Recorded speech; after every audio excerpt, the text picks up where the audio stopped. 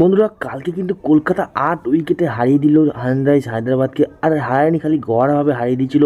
আর কংগ্রেস কলকাতার প্লেয়ারদের অ্যান্ড কলকাতার দর্শকদের, কারণ যা ম্যাচ খেলেছে কালকে, সেই ম্যাচটা দেখে মনে হচ্ছিল যে কলকাতা বিরাট একটা ফর্মে। আর এবারে কাপ নিতে কিন্তু কেউ দাঁড় করাতে পারবে না কলকাতাকে। যা ফর্ম দেখছি অবশ্যই কিন্তু এখানে কলকাতা কাপ নেবে এরকম মনে হচ্ছে। তার আগে একটা কথা বলুন যে কালকে কিন্তু আমরা প্রথম মিচেল স্টার্কের যে ফর্মটা, সেটা কিন্তু আমরা লক্ষ্য করতে পেরেছি। যা বল করছিল, মারাত্মক বল করছিল। তিনটে উইকেট পেয়ে গেছে।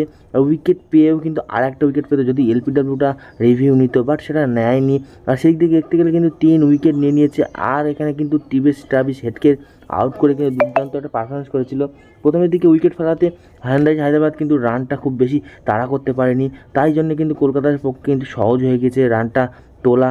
আর এখানে কিন্তু সানরাইজ হায়দ্রাবাদ কিন্তু জিতে ফার্স্ট ব্যাট নিয়েছিল, আর তাদের চালে কিন্তু তারা মরে গিয়েছে, মানে তাদের চালে কিন্তু তারা পা দিয়ে দিয়েছে। আর সেখানে কিন্তু কলকাতা 163 রানে কিন্তু আটকে দিয়েছে তাদের। আর সেই রানটা কিন্তু তারা এখানে 13 ওভারে থাকতেই ম্যাচ জিতে গিয়েছে।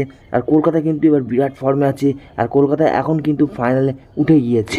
আর এবার এখানে ভাবছিলাম যে কী হবে না, বাট সেখানে কিন্তু কলকাতার বোলাররা কিন্তু খুব দারুণ পারফরমেন্স করেছে। আর সেখানে কিন্তু 163 না 160 রানের টার্গেট ছিল, আর সেখানে কিন্তু কলকাতা তুলে দিয়েছে।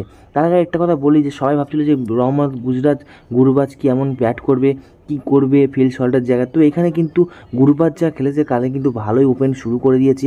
আর সেখানে কিন্তু তারা কলকাতাতে কিন্তু সেখানে সুনীল নারিন আর গুরবাজ মিলে কিন্তু সহবারে মানে পাওয়ার প্লেতে কিন্তু 63 রানের একটা স্কোর খাড়া করে দেয়। আর সেখানে কিন্তু রানটা তুলতে আরও সহজ হয়ে গিয়েছিলো। সেখানে কিন্তু ভেঙ্কটেশ আয়ার আর শ্রেয়স আয়ার নেমে কিন্তু সেখানে রানটা তুলে দেয়। আর দারুণভাবে ব্যাটসম্যানরাও কিন্তু কাল প্রতিযোগিতা করেছে। আর তার সাথেই কিন্তু নতুন একটা জিত পেয়ে গিয়েছি আমরা। বন্ধুরা এখনও পর্যন্ত ফাইনালে উঠে গিয়ে কিন্তু কেকেআর কিন্তু একবারও ম্যাচ হারেনি। ফাইনালে উঠে গিয়ে কিন্তু কেকেআর ঠিক ট্রফি নিয়ে নিয়েছিল।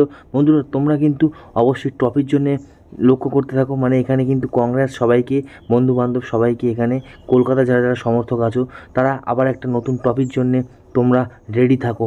আর ট্রফিটা কিন্তু আর বেশি দূরে নেই, আর একটা ম্যাচ মাত্র।